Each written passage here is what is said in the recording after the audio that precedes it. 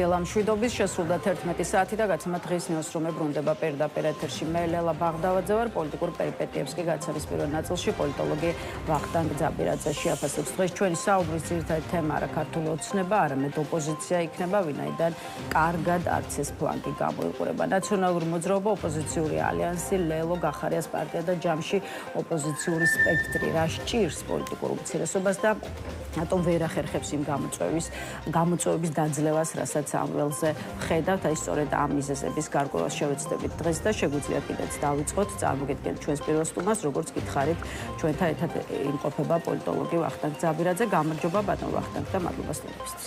გამარჯობა, თელი მადლობა მოწვევისთვის. ბატონ ვახტანგ, დღეს ის იშვიათი შემთხვევაა, როცა არა ქართულ ოცნებაზე, არამედ აი სწორედ ოპოზიციაზე ვისაუბრებთ, გამომდინარე იქიდან, რომ არც ისე ჯანსაღად გამოიყურება ამ ფლანგზე არსებული სიტუაცია და მინდა რომ თქვენთან ერთად დავარქვათ სახელი იმ სურათს, რასაც სწორედ ოპოზიციურ ველზე ვხედავთ. პირველ რიგში კი ნაციონალური მოძრაობა, ყოფილ სახელმწიფო პარტიას, რომელიც წლების განმავლობაში წამყვან ოპოზიციური ძალადაც პოზიციონირებდა, ახლა საკმაოდ ბევრი პრობლემები აქვს, რის გამოც მისი დამფუძნებელი მიხეილ სააკაშვილი განახლების საჭიროებაზე ალაპარაკდა. სააკაშვილი მიიჩნევს, რომ პარტიის კარი უნდა გაუღონ აქტიურ ახალგაზრდებს, მათ შორის ნანუკა ჟორჟოლიანს და ეს სწორედ ახალი სახეებით მოახდინონ განახლება. გითხარით, რამდენად მოძველდა ნაციონალური მოძრაობის აქამდე არსებული შემადგენლობა, რამდენად სჭირდება პარტიას ახალი სახეები და რაც ყველაზე მნიშვნელოვანია, რამდენად შეუძლია ნაციონალურ მოძრაობას აი პოლიტიკური სიცოცხლე კიდევ ერთხელ დაიწყოს თავიდან. დიდი მადლობა მოწვევისთვის, მისალმებით სტელემაურებელს. მან სააკაშვილი რასაც ამბობს, მნიშვნელოვანი არის ერთი ფაქტორი.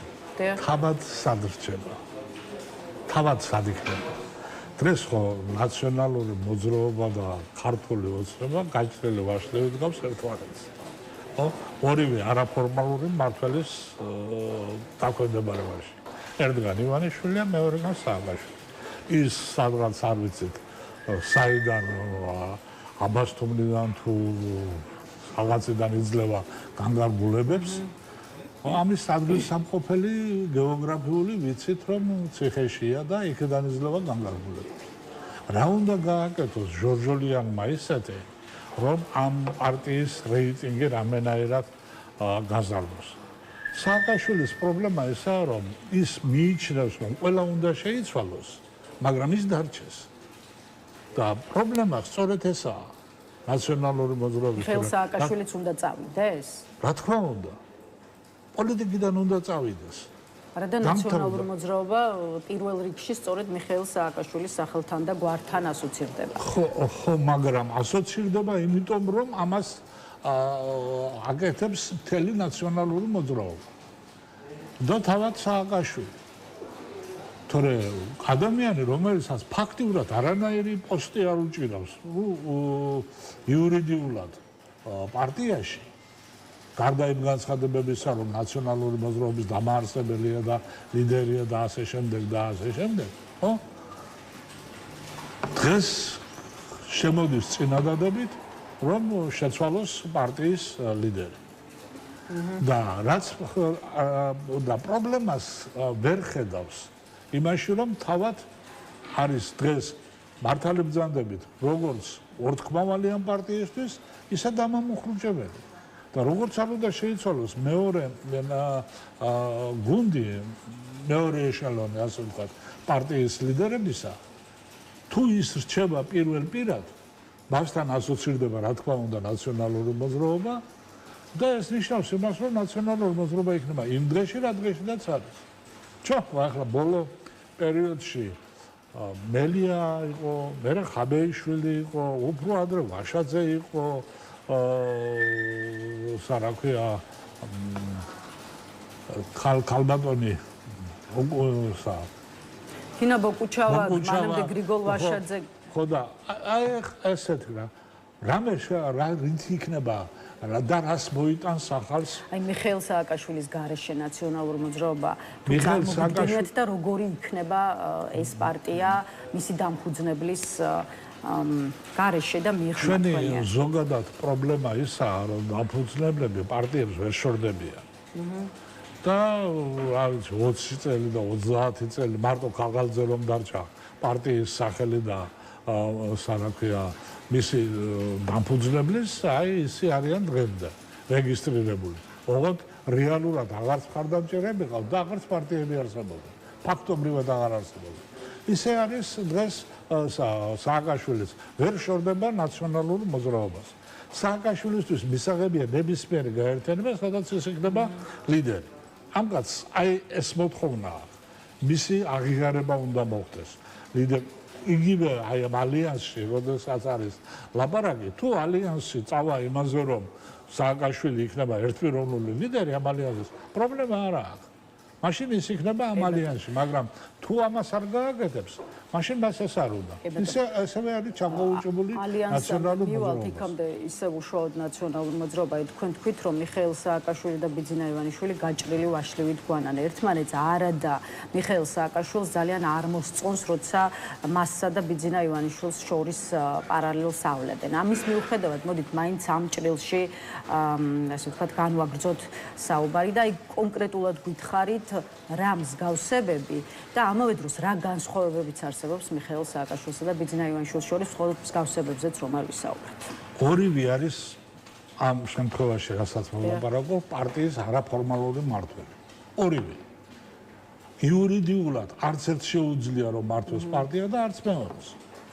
ორივე პულისებიდან მართავს პარტიას და პარტიის პირველი პირები, იქ საერთოდ ანეკდოტია ქართულ ოცნებაში, რომ პარტიის საპატიო თავმჯდომარე ასახელებს პრემიერ-მინისტრს, საერთოდ წარმოუდგენელი რამეა და მე ეს პრემიერ-მინისტრი აღიარებს, რომ ის პირველი პირი არაა და არის თურმე მეორე პირი, ხო? აქაც იგივეა, ხო? ყველა შეცვალა სააკაშვილმა თავის გარდა. ეს არის ის რაც ამსგავსებს ამ ორივე პარტიას, ანუ ვერტიკალი ავტორიტარიზმი ქვია ამას. ეს ავტორიტარიზმი ერთ შემთხვევაში, ივანიშვილის შემთხვევაში ვრცელდება არა მარტო პარტიაში, არამედ პარტიის მეშვეობით მთელს ქვეყანაში და იქ მაშინ ნაციონალურ მოძრაობაში იგივე ავტორიტარიზმს ამკვიდრებს მიხეილ სააკაშვილი, რომელიც ასევე იყო ავტორიტარული რეჟიმის დამფუძნებელი იმ 9 წლის განმავლობაში. თქვენ და ახლა მას რა ქვია, მაყურებელს რა თქმა უნდა არ ეხსოვნება 2010 წლის კონსტიტუცია, რომელიც სააკაშვილმა მიიღო და რომელიც შემდეგ უნდა განხორციელებულიყო. ის კონსტიტუციას რომ ნახავთ, ნახავთ რომ გადადის საპარლამენტო მმართველობა, ვითომ საპარლამენტო მმართველობაზე, როდესაც მუხლებია, იცით როგორი იყო კონსტიტუციაში, რომ ესე იგი სააკაშვილის საპრეზიდენტო ვადა რომ ეწურებოდა 12 საათზე, პირველ საათზე უნდა ყოფილიყო არჩეული პრემიერ-მინისტრად.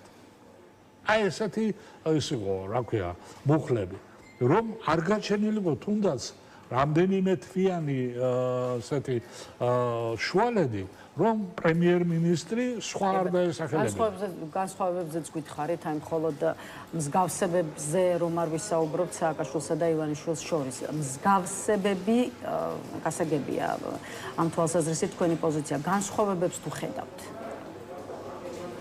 განსხვავებები არის მოქმედებებში. ანუ გადაწყვეტილების არა მარტო მიღებაში, არამედ მის აღსრულებაში. სააკაშვილი გადაწყვეტილებებს გებულობს ძალიან სწრაფად და იმავე წუთში იწყებს მის აღსრულებას. ივანიშვილს ასეთი რამ არ ჩვევია. ივანიშვილი ელოდება, როდის დაჯდება სიტუაცია და შემდეგ გებულობს გადაწყვეტილებას და მიყვება პოლიტიკურ პროცესს. არც ერთი არ არის სტრატეგი. ორივე არის ტაქტიკოსი, აი ამ ტაქტიკურ მომენტში რაც ჭირდება ერთსაც და მეორესაც, იმ გადაწყვეტილებებს იღებენ. აი ეს არის ძირითადი განსხვავება. ქვეყნისადმი და როგორც გითხარით, რეჟიმისადმი ფაქტიურად იდენტურია ერთის და მეორის მიდგომაც. ეთილი, რაც შეეხება თვითონ ნაციონალურ მოძრაობაში მიმდინარე პერიპეტიებს, აი უშუალოდ ნანუკა ჟორჟოლიანზე რას ფიქრობთ? ჟორჟოლიანი, რომელიც შესაძლოა და დიდი ალბათობით გახდება პარტიის თავმჯდომარე, იმიტომ რომ ამ პოზიციაზე მიხეილ სააკაშვილი სწორედ მის კანდიდატურას ლობირებს. ის სულ რამდენიმე დღეა რაც პარტიაში მივიდა, თუმცა მისი პირველი განცხადებები შეიძლება ითქვას, რომ უკვე ხდება შიდა დაპირისპირების მიზეზი, მაგალითად ნაციონალური მოძრაობის ძველ სახეებს და ძირითად ბირთვს არ მოეწონა ნანუკა ჟორჟოლიანის განცხადება იმის თაობაზე, რომ ნაციონალურ მოძრაობას თავმოყარეობა რომ ჰქონდეს ოპოზიციური ალიანსიდან გამოვიდოდა ჟორჟოლიანს გუშინა უპასუხა პეტრე ცისკარიშვილმა და მის მიმართ კრიტიკას არ მორიდებია პარტიის 10,000-ობით წევრზე უღირსობის დაბრალება პოლიტიკურად არაკორექტულია თუ პირველივე განცხადებით თავს დაესხება გუნდს არ მგონია ეს ის პოზიცია რაც შორს მჭვრეტელობას ასახავსო თქვა პეტრე ცისკარიშვილმა აი როგორი სტარტი აქვს ნანუკა ჟორჟოლიანს პარტიაში და რამდენად სწორი მესიჯებით და ფორმით დაიწყო მან გუნდთან კომუნიკაცია იცით რა როგორც ჩანს დადგა დრო რომ ასე ვთქვათ ძველი გუნდი გაუშვან ასე ვთქვათ დამსახურებულ პენსიაზე მათ შორის იქნება ცისკარიშვილი იქნება ბარამიძე იქნება ბატონო ვეტერანი ნაცები დიახ გაუშვან და ამით ცდილობენ შეცვალონ ფასადი ნაციონალური მოძრაობის სახლები და ახალგაზრდობა დააწინაუროს და აი ეს გადაწყვეტილება მიიღონ. ამიტომაც დაიწყო იქედან ჟორჟოლიანმა ამ რომ სარაქვია ალიანსში არ უნდა ყოფილიყო პარტია და ასე შემდეგ, რასაც ბოგოჩავმაც უპასუხა რომ ეს კაკაშვილის გადაწყვეტილება იყო ფაქტიურად ისევ ასე იგი არაფორმალური მმართველობის ერთ-ერთი ნიმუში და არა მისი რომ ის თავად იყო პარტიის თავმჯდომარე იყო წინააღმდეგი და ნუ გადაწყვიტა სააკაშვილმა მაგრამ ანეკდოტური სიტუაცია ხომ აი ესეთი ვითარება ამიტომ მათ როგორ გითხრათ იცით რა საფრთხე იგრძნეს გულწრფელად რომ თქვა მე ძალიან ეჭვი მეპარება იმაში რომ სარაქვია ეს ძველი ელიტა ეხლა ისევე ერტრფის სააკაშვილს როგორც ეს დაუშვა თუნდაც 2003 წელს იყო როდესაც ისინი ფაქტიურად არ ჩანდნენ პოლიტიკურ ასპარეზზე და მართლაც სააკაშვილმა გამოიყვანა ყველა ეს ადამიანი გარდა ბარამიძის ალბათ პოლიტიკურ ასპარეზზე მაგრამ მათ იმედი აქვთ რა ქონდათ რისი რომ გარჩებოდნენ ასე ვთქვათ მართველ ბირთვში და მოხდებოდნენ ისევ პარლამენტში ანუ საზოგადოებრივ არ ვიცი ფინანსურად რა ხდება და როგორ არის მაგრამ საზოგადოებრივ მდგომარეობას შეინარჩუნებდნენ ახლა პარლამენტის წევრია დაფასებული ადამიანი და ასე შემდეგ საზოგადოებაში თავის ადგილს როგორც მათ ისინი ფიქრობენ მოძებნიან თუ ძველი გუნდის ცვლილება წავიდა მაშინ მათ შანსი იმის რომ მოხვდნენ ეგრეთ წოდებულ რბილად ვთქვათ გამსვლელ სიაში პარტიისა მათ შანსი ფაქტიურად აღარ აქვთ ამიტომ მათი პოზიცია სწორედ ამაზე იქნება დამოკიდებული თუ ინარჩუნებენ შანსს იმისას რომ ხვდებიან ასე ვთქვათ პირველ ათეულში მაინც პარტიის დეპუტატების როცა იქნება კანდიდატების მაშინ მათ პრობლემები არ ექნებათ. ნახოთ როგორ წავა ვეტერანი ნაცების და მიხეილ სააკაშვილის ურთიერთობა იქამდე ხომ არ ჩანს რომ გუნდს და აი ამ ძირითად ბირთვს დიდად არ მოსწონს ის ხედვები რითაც აი მიხეილ სააკაშვილი ხედავს პარტიის განახლებას და რაც არის შეთავაზებული სწორედ პარტიის დამფუძნებლის მხრიდან. მაგალითად მას შემდეგ რაც სააკაშვილმა თქვა რომ ნაციონალური მოძრაობის თავმჯდომარის პოზიციაზე ის მხარს უჭერს ნანუკა ჟორჟოლიანის კანდიდატურას ამ პარტიის რა ვიცი ვერც ერთი წევრი ფაქტობრივად გადაცემაში სტუმრად ვერ მოვიყვანეთ როგორც პარტიის პრესსამსახურში გვეუბნებიან არავის სურს ამ საკითხზე საუბარი. ეს რას შეიძლება ეს ნიშნავდეს? ეს უნდა ნიშნავდეს თუ არა სწორედ იმას, რომ გუნდის დიდი ნაწილი მიხეილ სააკაშვილის აი მხედვებს არ ეთანხმება. არა, ეს ამას ნამდვილად არ ნიშნავს, ეს ნიშნავს იმას, რომ მათ არ იციან იქნება ჟორჟოლიანი თუ არ იქნება. ბოლომდე გადაწყვეტილი ეს თემა როგორც ჩანს არ არის, ან მათში არ არის და მეორე იმას რაც უკვე გითხარით, თუ ისინი ვერ შეინარჩუნებენ ადგილს ამ პირველ ათეულში, ასე ვთქვათ, მაშინ მათ არც ნაციონალურ მოძრაობაში ყოფნა მოუნდებათ. და ან კიდევ ერთი გამოყოფა მოხდება ნაციონალური პარტიიდან და ვეტერანი ნაციონალები ახალ რაღაც პარტიულ ორგანიზაციას შექმნიან, გააჩნია ელექტორატის რა ნაწილს გაიყოლებენ, ან საერთოდ გავლენ პენსიაზე, მაგრამ მე მგონია რომ უფრო იქნება პირველი. ანუ თუ რა ჯგუფის გადახალისება დაიწყო ჟორჟოლიანმა და ძველი ნაცების ასე ვთქვათ გარიდება პარტიიდან, ისინი შექმნიან ახალ რაღაც პოლიტიკურ ორგანიზაციას და პოლიტიკის გარეშე არ დარჩებიან. მით უმეტეს თუ მათ აქვთ რაღაც პარტიის შიგნით გავლენა, გარკვეული გავლენა ექნებათ. იმიტომ რომ ყველას თავისი გუნდი ყავს, გააჩნია ვინ იქნება და როგორ იქნება. ის რომ ჟორჟოლიანი ვერ მოიტან, რამდენიც არ უნდა როგორც სააკაშვილმა თქვა, პარტიის შიგნით თუხ-თუხი იყოს, ხომ ეს ამ პარტიას არ აქვს უნარი გაძლიერების. არ აქვს უნარი ახალი ელექტორალური არც ძველებით და არც ახლების შეერთების. არც არანაირად. სანამ სააკაშვილი რჩება პარტიის ლიდერად და მასთან ასოცირდება ნაციონალური მოძრაობა, ხომ მანამ ამ პარტიას არანაირი შანსი იმის რომ უფრო გაძლიერდეს არ აქვს.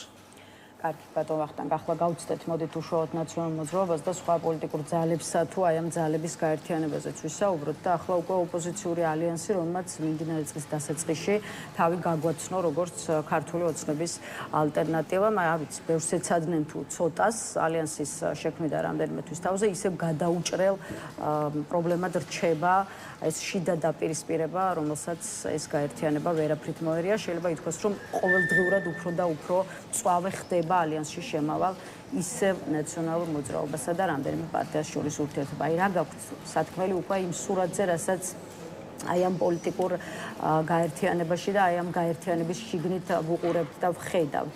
რა ან ვინ არის ამ ალიანსის მთავარი პრობლემა, რის გამოც დღეს ვერ გამოიყურება იმის შესაბამისად, რა პოლიტიკური ამბიციებიც ამ ალიანსს გააჩნია. დავიწყოთ იმით, რომ ალიანსის პირველივე განცხადება პირადად ჩემთვის იყო სრული გაუგებრობა. გაუგებრობა არა იმ თვალსაზრისით, რომ ეს ჯგუფი რაღაცნაირად შეიკრიბა. ისინი ერთმანეთისთვის უცხო არ არიან, ძირითადი ნაწილი მათი ყველა არის ყოფილი ნაციონალი. რომ ალბათ იქ თავისუფლების მოედან იქ არ ვიცი პიროვნულად ვის როგორი პოზიცია უკავია, მაგრამ პარტიული თვალსაზრისით დანარჩენი ყველა არის ასე ვთქვათ ყოფილი ნაციონალი და ასე რომ მათ ერთმანეთთან ურთიერთობა და ნაცნობობა საკმაოდ მაღალ დონეზეა. მიუხედავად ამისა, პირველივე განცხადება მათში იყო ის, რომ ეს არ არის დაუშვათ რაღაც პარტიული ბლოკი და ისინი ამას არაპირებენ და რა ალიანსია ლაბარაკი. მაშინ რატომ ჭირდებათ ეს ალიანსი? ვისთვის არის საჭირო და რას აკეთებს ეს ალიანსი? რომელიც შემდეგ არჩევნების დაუშვათ თეორიულად ხო შეიძლება რომ რეგარაში არჩევნები დაუშვათ შემოდგომაზე მოხდეს. მაშინ რა ხდება ამ ალიანსში? ხო, თუმცა სამომავლოდ არ გამორიცხავენ ბატონ ვახტანგ, რომ არის სწორედ პოლიტიკური ბლოკის სახე მიიღოს. ხო, მაგრამ არჩევნების მოახლოების წინა პერიოდში იცი რა, როცა არჩევნების წინა პერიოდში კეთდება ასეთი ბლოკი, მას აქვს აუცილებლად დანაკარგები. აუცილებლად აქვს დანაკარგები, გარდა იმისა, რომ ამ უმრჩეველში იწვევს სრულიად გაუგებრობას. ამიტომ თუ ამას აპირებენ, რომ ბლოკი უნდა ან მოიაზრებენ, რომ შეიძლება ბლოკი გაკეთდეს, მაშინ ეს დღესვე უნდა თქვა. და როგორც ბლოკმა ისე დაიწყოს საქმიანობა. ან როგორც ერთმა პარტიამ ახლა მანდატს არ არის დიდი პრობლემა. ოღონდ მანდატს იცი რა დგას? მანდატს პრობლემა დგას სწორედ ის რაც გითხარით ნაცების ძველ გვარდიაზე. ეხლა რომ ბლოკი გამოაცხადონ, ბლოკის თავმჯდომარე ვინ იქნება? ამის პრობლემა არის. სიაში ვინ სად მოხდება და როგორ იქნება? ამის პრობლემა არის. ეს არჩევნების წინ ძალიან ბევრჯერ გამხდარა ასე ვთქვათ უკმაყოფილების, მოქმედობის, ერთმანეთის დაშანდაშების და ასე შემდეგ მიზეზი. ამიტომაც არის სრული გაუგებრობა. მათ თუ холод ისა აქვს რომ დაუშვათ მიტინგები უნდა ატარონ ან რაღაც ამდაგვარი საქმიანობა განახორციელონ თავისუფლად გაეკეთებინათ საკოორდინაციო პარტიათა საკოორდინაციო საბჭო და კოორდინირება გაეკეთებინათ თავიანთი როცა ბევრი ფიქრობს რომ მთავარი ამოცანა ოპოზიციური ძალების გაერთიანება უნდა იყოს ხედავთ არარეალურ ერთობას არამედ ურთიერთბრალდებებს იმის შესახებ ვის რა პოლიტიკური ცოდვა და წარსული აქვს და მეტიც ვინვის პროექტს წარმოადგენს და ამ კონტექსტში სხვათა შორის ისევ მიხეილ სააკაშვილამდე უნდა მოვიდეთ, იმიტომ რომ მის მიერ გუშინ სასამართლო პროცესზე გაკეთებული განცხადებაც მინდა რომ შევაფასოთ. სააკაშვილმა თქვა, რომ ვერ გაიმარჯვებს ოპოზიცია, სანამ ოპოზიციური პარტიები არიან ბიზნეს პროექტები. ამ კონტექსტში მან დაასახელა ლელო და განაცხადა, რომ ის არის ბადრი ჯაფარიძის და მამუკა ხაზარაძის ბიზნეს პროექტი და დაასახელა პარტია ახალიც, რომელიც ნიკა მელიამ და ნიკა გვარამიამ ჩამოაყალიბეს 2024 წელს, როგორც სააკაშვილმა ახალთან მიმართებაში აღნიშნა, ეს პარტია თავიდანვე შედგა როგორც ძმები გილაურების პროექტი. რა საფუძველი შეიძლება ქონდეს ლელოს და გვარამია მელიას პარტიის მიმართ ამგვარ ბრალდებას, იმიტომ რომ თავად ახალი მტკიცებულებების და დასაბუთებას ითხოვს მიხეილ სააკაშვილის მხრიდან. იცით რა, აქაც ნახეთ ქართული ოცნების და ნაციონალების და სააკაშვილის პოზიციები მიმართებაში როგორ ემთხვევა ერთმანეთს, როგორც კი გახარია წავიდა პარტიიდან გახდა მოღალატე და ასე დამოუკიდებელი ქართული ოცნებამ პრემიერი რომელსაც ზედაც ლაპარაკობდნენ რომ საქართველოს მომავალი უნდა იყოს ამის გიორგი ბრწყინვალეს შეადარეს მერე გახდა მოღალატე. როგორც კი მელია წავიდა. როგორც კი მელია წავიდა და შექმნა ცალკე ორგანიზაცია და ასე შემდეგ, გახდა მოღალატე და გილაურები ვინ არიან? გილაურები სააკაშვილის პრემიერი ხო არ იყო რომელიმე. და სააკაშვილის დროს ხო არ მოხდა მათი აღზევება.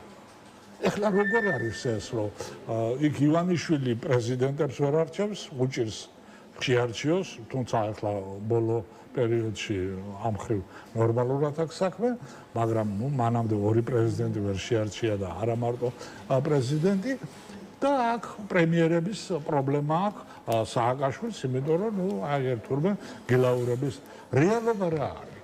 რეალობა არის ძალიან მარტივი. ივანიშვილმა ამას თქვა მესამეს გაკრეფა დაარქვა თავის დროზე. სააკაშვილი ამას დღეს აკეთებს იმიტომ რომ თulis რომ ისინი არიან კონკურენტები და სააკაშვილისთვის და მართლაც კონკურენტები არიან რა ქვია მელია და გვარამია ხო? იმიტომ რომ მათი ელექტორატი წამოიყვანეს სააკაშვილის ნაციონალური მოძრაობის ელექტორატია. თუ მოახერხებს სააკაშვილი და ჩაძირავს პოლიტიკურად მათ, მაშინ დიდი ალბათ იმედი აქვს იმის, რომ ეს ელექტორატი დაბრუნდება უკან და დაუბრუნდება მიხეილ სააკაშვილს და ნაციონალურ მოძრაობას. ეს არის და ეს. ასევე არის ლელოსთან მიმართებაში, როცა ლაპარაკობს, რომ არის ბიზნეს პროექტი რა. რა ქვია, თავის დროზე, როდესაც პოლიტიკაში არიყვნენ სააკაშვილი არ თანამშრომლობდნენ. მე რაღაც მახსოვს ლისის ტბის ამბები იგივე მასთან TBC ბანკთან და ხაზარაძესთან მიმართებაში. სააკაშვილი არ თანამშრომლობდა თუ რა? რა ახალი რამ მასქრეს, რა ქვია, მოიგონა ვითომ. არაფერი პრობლემა არაა. აი ამაზეა ლაპარაკი. უნდა ჩაძირო გაკრიფო შუა.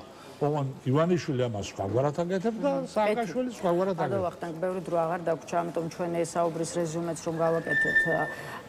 საერთოდ ჯამში ბევრი პრობლემა აქვს ოპოზიციურ სპექტრს, ამიტომ აი ხვალ რომ საპარლამენტო არჩევნები, ახალი არჩევნები დანიშნოს ქართულმა ოცნებამ, როგორ ფიქრობთ, რა მოხდება და რა სიზამს დღევანდელი ოპოზიცია, ოპოზიციური ალიანსიც, ნაციონალურ მოძრაობაც და აქვე ლელოსა და გახარიას პარტიაზეც და მის შანსებზეც გითხარით, იმიტომ რომ ისინი ცალკე და დამოუკიდებლად აპირებენ პოლიტიკური ბრძოლის გაგრძელებას. აი რამდენად ცუდადაა ოპოზიციის საქმე, გათვალისწინებით იმის, რაზეც სწორედ დღეს ვისაუბრეთ. იცით რა, სამწუხაროდ დღეს ქართული პოლიტიკური სპექტრი მთლიანობაში, როგორც ხელისუფლება, ისე ოპოზიცია საჭიროებს ძალიან ძლიერ გადახალისებას, ოღონდ რამდენად შესაძლებელია ეს მით უმეტეს ახალი არჩევნების და უახლოეს პერიოდში ეს ცოტა რთული ამბავია.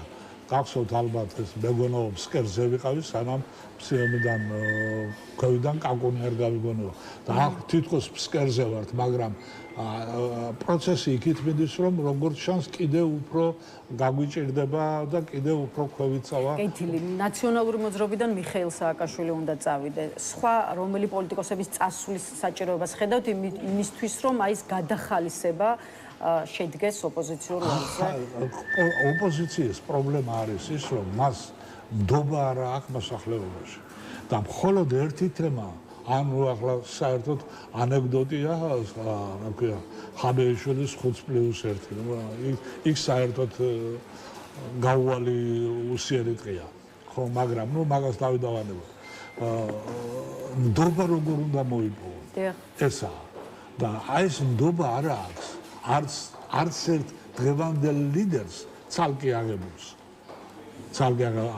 და არც პარტიებს ამიტომ ერთადერთი ვარიანტი რაც უნდა გააკეთონ იმისთვის რომ რაღაც უფრო ჭრელი პარლამენტი მივიღოთ არა ქვეყნის გადამრჩენი არა რაღაც არა ასეც ვერ მივიღებთ ამის შანსი არაა დღეს სამწუხაროდ მაგრამ ჭრელი პარლამენტი მაინც მივიღოთ რომ ერთპიროვნულად და ერთი პარტიის გადასაწყვეტი არ იყოს რას ვიზამთ და როგორ ვიზამთ არის მარტივი სიტუაცია ამ მხრივ ყველას არსებობს სამი დიდი ჯგუფი ელექტორალური ეს არის ნაციონალური მოძრაობის ხარდამჭერი ოცნება და შუაში აი ამ მასში უნდა იმუშავა და თავი უნდა დაანებონ იმას რომ ერთმანეთს რაღაცას წაართვენ ვერ წაართვენ არ წაერთმევა არ გამოდის ესა და მით უმეტეს თავი უნდა დაანებონ აი ესეთ განცხადებებს რასაც ახლა სააკაშვილი აკეთებს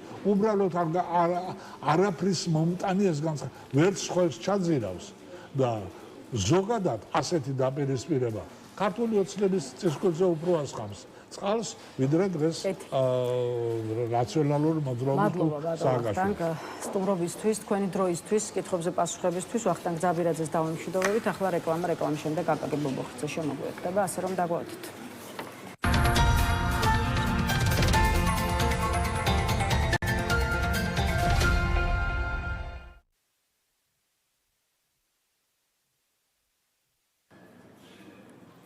მაშასე რეკლამა დასრულებულია ბრუნდებით პირდაპირ ეთერში და წარმოგიდგენთ ჩვენს კიდევ ერთ სტუმარს პარტია ევროპული საქართველოს ერთ-ერთი ლიდერი აკაკი ბობოხიძე ჩვენთან ერთად გამარჯობა ბატონო აკაკი და მადლობა რომ შემოგვიერთდით ბატონო აკაკი ოპოზიციურ ფლანგზე კვლავ კონკრეტული პოლიტიკოსებისა და პარტიების ერთმანეთთან დაპირისპირებას და ურთიერთბრალდებებს ვუყურებთ და ვუსმენთ ამიტომ ვერაფერს სხვაზე ვერ კითხავთ იქამდე ვიდრე აი სწორედ ამ გარემოებას არ შევაფასებთ საქმე ეხება ნაციონალური მოძრაობისა და მიხეილ სააკაშვილის ურთიერთობებს დანარჩენ ოპოზიციურ ძალებთან მეტიც სააკაშვილმა გუშინ მორიგი განცხადება გააკეთა რომელშიც რიგ პარტიას ბიზნეს პროექტი უწოდა კერძოდ ყოფილმა პრეზიდენტმა ბიზნეს პროექტად დაასახელა და მოისმენთ ამ განცხადებას ერთი მხრივ ლელო მეორე მხრივ კი პარტია ახალი რომელიც თქვენს ალიანსში ოპოზიციურ ალიანსში შემავალი პოლიტიკური ძალა აი როგორ უყურებთ და აფასებთ იმას რაც თქვენს ფლანგზე ხდება მწვავე კრიტიკასთან ერთად მართლაც რომ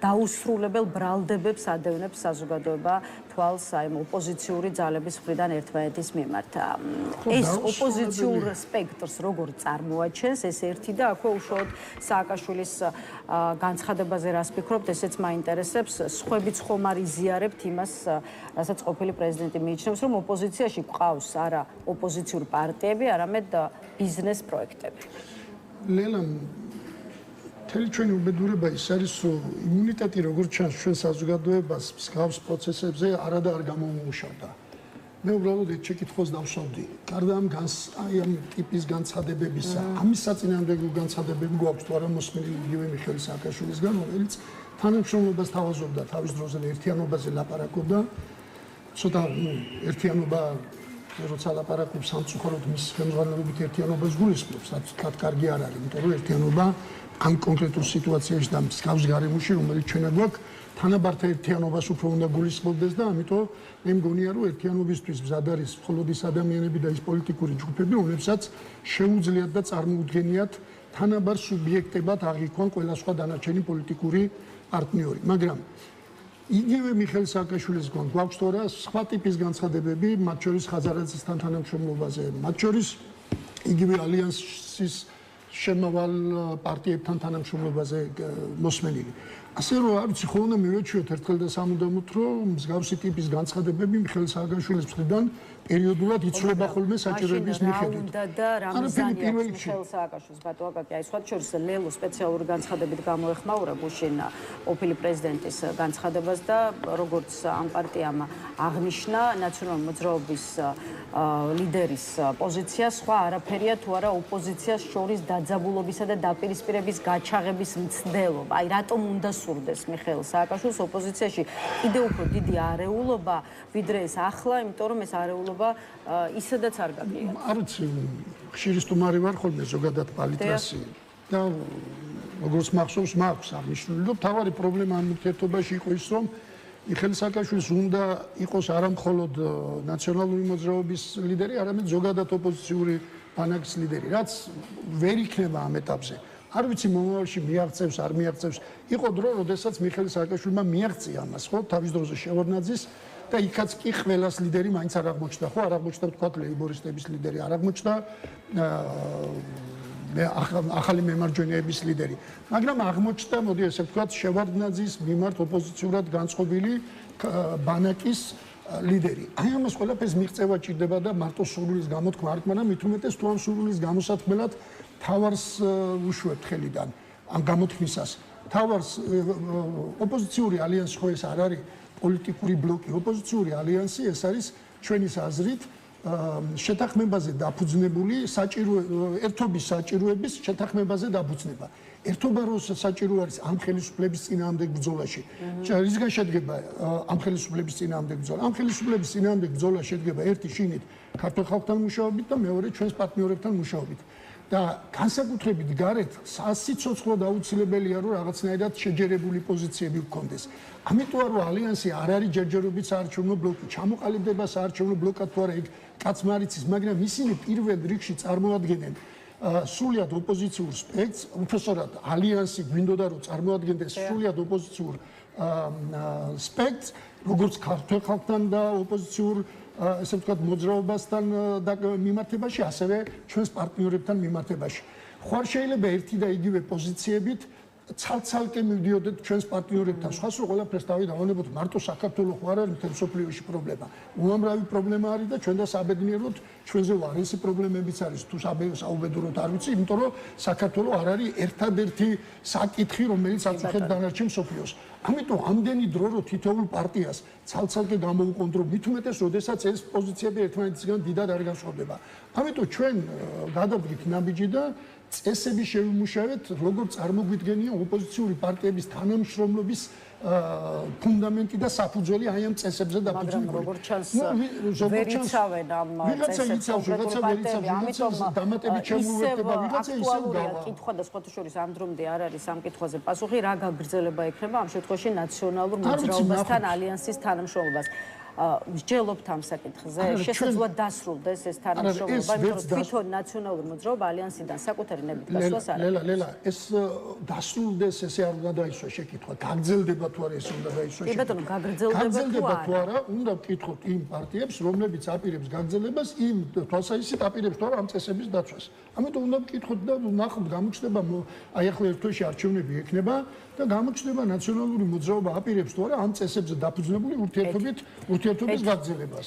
სხვა კონტექსტში გავაგრძელოთ საუბარი. მე ჩვენ არ უნდა დავისვათ შეკითხვა, ვინმეს უშვებთ თუ არა. უნდა დავუსვათ იმ პარტიებს, რომლებიც ამ ჯერჯერობით არ არის და მათი პასუხია რომ ამ ალიანსში რჩებიან. თუ წესებს არ აღიარებთ, ჩვენი ურთიერთობა თუ წესებზეა დაფუძნებული და იმ წესებს არ იცავ, ესე იგი ეს ურთიერთობა არ არის. ბატონო, სხვა ჭრილშიც რომ განვაგრძოთ საუბარი, კი ბატონო, გასაგებია არ ეთანხმებით მიხეილ სააკაშვილს იმაში, რასაც ის ფიქრობს ცალკეულ პარტიასთან მიმართებაში, ამ შემთხვევაში ლელოს და მელია გვარამიას პარტიას გულისხმობთ, თუმცა იზიარებთ თუ არა მის პოზიციას, რომ ოპოზიციის დღევანდელი აქტიურობით ქართული ოცნება ვერ შეიცვლება. გჭირდება შიდა თუხთუხიო ეს განცხადებაც გუშინდელ პროცესზე გააკეთა მიხეილ სააკაშვილმა.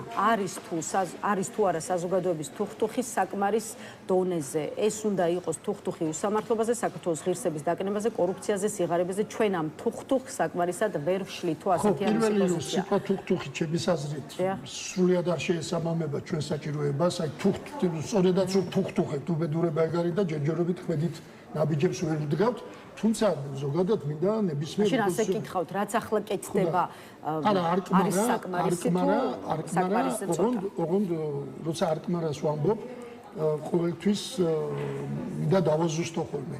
ყველა ოპოზიციონერ ტიპს მინდა ვკითხო, მოვიგეთ თუ არა ეს არჩევნები. თუ მოვიგეთ, მაშინ გამოდის რომ კმარა. თუ ვერ მოვიგეთ, მაშინ თქვენ რომ ვერ მოვიგეთ ეს არჩევნები. ოღონდ მოვიგეთ არჩევნები, ოღონდ ძალაუფლება ვერ შევინარჩუნეთ. ამიტომ მოდი ვილაპარაკოთ იმ ნაწილზე, რაც დავაკელით არჩევნების შედეგების შენარჩუნების თვალსაჩინო. არჩევნები თუ მოვიგეთ, უბრალოდ მე ვერ შევინარჩუნეთ, ესე იგი ერთი ნაწილი ავა თუ კარგად გაგვიკეთებია. ქართველი ხალხის ხმები მოგვიპოვებია. მე ახლა ბატონო ვახტანგ მუზარმაზარპატი ჩვენ ძალიან შორიდან მოვდივართ 86 თუ 87 წლიდან. პერსონალურად დავიცაით ერთმანეთი, თუმცა მე ბატონ ვახტანგს კიდევ უფრო ის არ მიცნობდა, მე უფრო ადრე ვიცნობდი, როდესაც წინას პუმარს გულისხმობთ, ხო, ბატონ ვახტანგს. ხო. და ერთ რამეში უბრალოდ ვერ დავეთანხმები, რომ დობა არ აქვს ოპოზიციურ პარტიებსო. რას ნიშნავს დობა არ აქვს? არ აქვს 50%-ზე მეტი ნდობა? კი ბატონო, ამაში ვეთანხმები. ოღონდ გვინდა ჩვენ 50%-ზე მეტი ნდობა კონდეს რომელიმე პოლიტიკურ ლიდერს, ხო ამის წინააღმდეგ მივდიოდი და ვიბრძოდით. დღეს ეგრეთ წოდებული ბჭყალებში 50%-ზე მეტი ნდობა აქვს, ყოველ შემთხვევაში დაწერილი რიცხვებით ბენზინა ივანიშვილის. ადრე ქონდა 50%-ზე მეტი ნდობა მიხეილ სააკაშვილის. იმის ადრე ქონდა ზვიად გამსახურდიას, ბოდიშვილი ედუარდ ჩევარნაძეს. იმის წინ ზვიად გამსახურდიას სხვათა შორის მე და ბატონი ვახტანგი ერთად ვიყავით ზვიად გამსახურდიას ოპოზიციაში და მაშინ არ ვიცი ახლა მოგწონებოდა უნდა ის მდგომარეობა, ხო? როცა 50%-ზე მეტი ნდობა ქონდა ლიდერს და არადა ნამდვილად ქონდა. მე შევარნაძის ოპოზიციაში ვიყავით და მაშინაც შევარნაძის 50%-ზე მეტი ნდობა ქონდა. ის რომ არ აქვს ნდობა პოლიტიკურ ლიდერებს არ არის სწორი. ყველა პოლიტიკურ ლიდერს აქვს იმ მასშტაბის ნდობა, რა მასშტაბის ამორჩეველიც მას ხარს უჭერს. სხვა პოლიტიკურ ლიდერს ჩემი ამორჩევის ნდობა რატო ექნება? თუ სხვა პოლიტიკურ ლიდერს ჩემზე მეტი ნდობა აქვს ჩემი ამორჩევის, მაშინ მისი ამორჩეველი იქნება.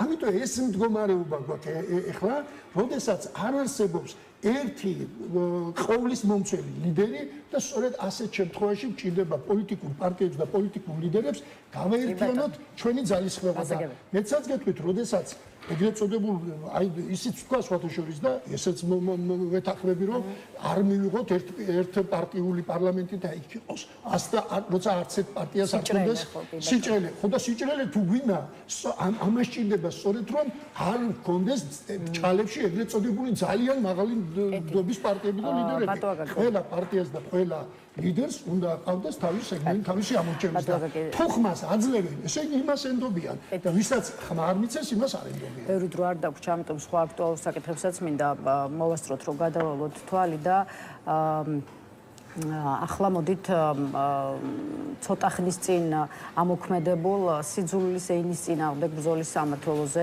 გაგვიზიარეთ თქვენი შეხედულება სქროლვას ქრინვის სამსახურზე, როგორც მას სამოქალაქო აქტივისტებმა შეარქვეს. აი შინაგან საქმეთა მინისტრის მოადგილე ალექსანდრე დარახველიძე აკეთებს განცხადებას და როგორც ის ამბობს, სამმართველოს მუშაობის 3 კვირის თავზე სწორედ ეს დრო გავიდა სამმართველოს მუშაობის დაწყებიდან, უკვე არის კონკრეტული ეფექტი. ჩვენი თანამშრომლები ადასტურებენ, რომ თუ კი მანამდე ხშირი იყო შეურაცხყოფის შემთხვევები, ბოლო პერიოდში ასეთი ქმედებები მნიშვნელოვნად შემცირდა. უგუშინ გააკეთა ალექსანდრე დარახველიძემ მედიასთან ეს კომენტარი. რა სიტყვით ახალი სამმართველოს სამკვირიანი მუშაობის შედეგებზე და აი თავდაპირველი სკეპტიციზმის მიუხედავად, არ ვიცი, ხომ არ ჩანს, რომ ხელისუფლება სიძულვილის ენის პრობლემის ახლა სრულად აღმოფხვრას თუ ვერ ახერხებს, შემცირებისკენ მაინც მიხავს ეს პრობლემა. ნელა, ვინ არის სიძულვილის ენის სინამდვილეში ფუნდამენტის ჩამყრელი? ზოგადად ხელისუფლება და კონკრეტულად ამ შემთხვევაში ქართული ოცნება. ამიტომ ქართული ოცნება ამ გზით იცი რა, ზოგჯერ თითქოს და შეიძლება რომელიღაც ობიატელს მიაჩნია და მართლა არასდროს ჩემ ცხოვრებაში მიუხედავად იმისა, რომ რომ მას იზავრა ქვია YouTube-ზე ან დაგუგლავ კაკო ბობოხიძე, მე სულ ჩხუბები, სულ დედის გინებები ამოდის, ოღონდ არც ვინმე დაიჯერებს თუ არა არასდროს არ ყოფილვან ინიციატორი დედის გინებებით ურთიერთობის სამწუხაროდ პასუხების გაცემა მომიწია და მეცაც გეტყვით შეიძლება წარმოუდგენელი იყოს ეს ჩემი მხრიდან, ჩემს მეგობრებსაც კი ვაფრთხილებ ხოლმე რომ საუბრის დროს ვიღაცების გინებას მოვერიდოთ, იმიტომ რომ მიმაჩნია რომ ფიზიკური დაპირისპირება ატანადია, შერიგებადია, მაგრამ აი გინება, დედის გინება მithumetes ეს პრობლემა არის სამწუხაროდ ბატონაბაკი, ამიტომ რაღაცით ობივატელის თვალსაზრისიდან გამომდინარე, მინდა გითხრათ რომ შეიძლება მოეწონოს კიდეც, ოღონდ ეს ძალიან ცუდი გეზია აღებული ქართული ოცნების მხრიდან, რაც კიდევ ერთხელ არის აი მიზანი და ამოცანა რა არის. თუ მიზანი და ამოცანა არის რომ სიძულვილი საზოგადოების გაყოფა, სიძულვილი დაცხეს, მაშინ უნდა მოერიდოს დედის გინებაზე ვარესი მგონია მე აგენტის ზახილი სამშობლოს მოღალატის უსამშობლოების ზახილი ეს დამოკიდებულება ხო ქართულმა ოცნებამ დაამკვიდრა ქართულმა ოცნებამ დაამკვიდრა სხვადასხვა თემების მიმართ არა მხოლოდ მიუღებლობის არამედ დევნის ეს ხო ჩვენი უახლოეს ასულია დევნის პრაქტიკა, როდესაც ერთი ჯგუფი ძალადობდა მეორე ჯგუფზე. ამიტომ მგონია რომ ეს ყველაფერი ქართული ოცნების ხელში სულ სხვა რამეს ემსახურება. ემსახურება სოციალური მედიის კონტროლს. ქართულ ოცნებას ის კი არ აწუხებს, მე ვინმე შემაგინებს თუ არა. ქართულ ოცნებას აწუხებს ის მდგომარეობა, რა მდგომარეობაშიც მისმა პოლიტიკამ ჩაყარა მისივე პოლიტიკური ლიდერები. არ მოწონ დისკომფორტი აქვს, ატანა არ შეუძლიათ. მეცაც გეტყვი ლელა არსებობდა ეგრეთ წოდებული ხმენის ვალდებულება საჯარო მოხელეებისთვის ქართულმა ოცნებამ პირიქით გადაიტანა საჯარო მოხელის ლანძღვისთვის ადევნებისთვის ანუ როდესაც აი მე თქვენ თქვათ მიმაჩნი ხართ რუსული ინტერესების გამტარებული და პრორუსო ამ მონა გეძახი რომელიც წმინდა პოლიტიკური შეფასებაა ხო ეხლა მონათ ისე კი არა ვარ ბატონო მონათ ის წყობა შეიცვალა ხო მონა ხო პოლიტიკური შეფასება თქვენი მოქმედების შეფასება ვინმესთან დამოკიდებულებაზე აი ამ დისკომფორტიდან რო გაეთავისუფლება ამას ადევნება დაარქვა და ამის გამო ადამიანები ისჯებიან ამას ემსახურება მხოლოდ ის რაც ბოროტებას ემსახურება ვერასდროს ვერ მოიტანს იმ შედეგს მეცაც გეტყვით ახლა აგერ იმის მიმართ რა ქვია ფორმულას მიმართ სისხლის სამართლებრივი დევნა დაიწყო გასული სიუჟეტის გამო. ხო ვიცი რა მდგომარეობაშია მათ შორის თქვენი მედია საშუალება ზოგადად დამოუკიდებელი მედია საშუალებები. თუმცა ობიექტურობით უნდა აღნიშნოთ რომ აჯერებებენ არა მხოლოდ თქვა ქართულ ოცნებასთან დაკავშირებული პირების შეურაცხყოფის ფაქტებზე კონკრეტულ ადამიანებს არამედ იმისთვის რომ ეგ თქმულიყო რა სწორედ იმისთვის რომ აი ეგ თქმულიყო რომ აი ობიექტურობა მოითხოვს. მეცაც გეტყვი ქართულ ოცნებას აქვს იმის რესურსი. ქართულ ოცნებას აქვს იმის რესურსი. რატო დაუკლეს ჯარიმები როგორ ფიქრობ? რატო დაუკლეს ჯარიმები? საინტერესოა რას ფიქრობთ? რატომ გაზარდეს და მე და ჩემი დაჯარიმებამ შეაწუხა ქართული ოცნება? ქართული ოცნება შეაწუხა თავისი ამორჩევლებში შექმნილმა მძიმე განწყობამ ამ ჯარიმების მიმართ, იმიტომ რომ იმათაც მოუწიათ დაჯარიმება და ეხლა კამერა არ აფიქსირებს ქართული ოცნების მომხრეა თუ ოპოზიციის. ამიტომ მე არ გამოვიცხარ რომ დააჯარიმებენ ქართული ოცნების მომხრეებსაც ჩვენი გინებისთვის ან ფულს მივადა რომელიღაც გამგებელი გადაუხდის. განსხვავებით თქვენგან და ჩემგან. და მე ნახეთ ის რა ქვია გამჭირვალობა საერთაშორისო გამჭირვალობის რეიტინგები 33%-ით გადავიდა უკან საქართველოს მდგომარეობის შეფასება. უმძიმეს მდგომარეობაშია საქართველოს პოლიტპატიმრების თვალსაზრისით, უმძიმეს მდგომარეობაშია აი დრაკონული კანონების მიღების თვალსაზრისით და ხაზგასმულად არის აღნიშნული ასევე რომ უმძიმეს მდგომარეობაშია თავისუფალი მედია. მაგალითად ერთი წუთი დაგვრჩა და მინდა მოვასწრო კიდევ ერთ ინფორმაციაზე კითხვის დასმა, რომელიც გუშინ გავრცელდა საქმე ეხება მსოფლიოში საკვების ერთ-ერთ ყველაზე მსხვილ მწარმოებელ კომპანია ნესტლეს ურთიერთობას ბრიტანეთის მიერ დასანქცირებული ტელეკომპანია იმედთან, როგორც აღმოჩნდა ნესტლემ იმედთან ის კომერციული ურთიერთობების სანქციების მიუხედავად მაინც შეინარჩუნა, რის გამოც როგორც ჩანს ამ კომპანიას და სერიოზული პრობლემები შეიძლება შეექმნას, სწორედ ამიტომ ნესტლეს შიდა გამოძიება დაუწყია მისი პროდუქციის რეკლამის აი სანქცირებულ ტელეარხზე გავრცელების გამო. რა საჩვენებს ეს ინფორმაცია და რა არის ის, რაც ამ შემთხვევაში უნდა ითქვას? ეს საჩვენებს იმას, რომ სანქციები ნელა მაგრამ მუშაობს.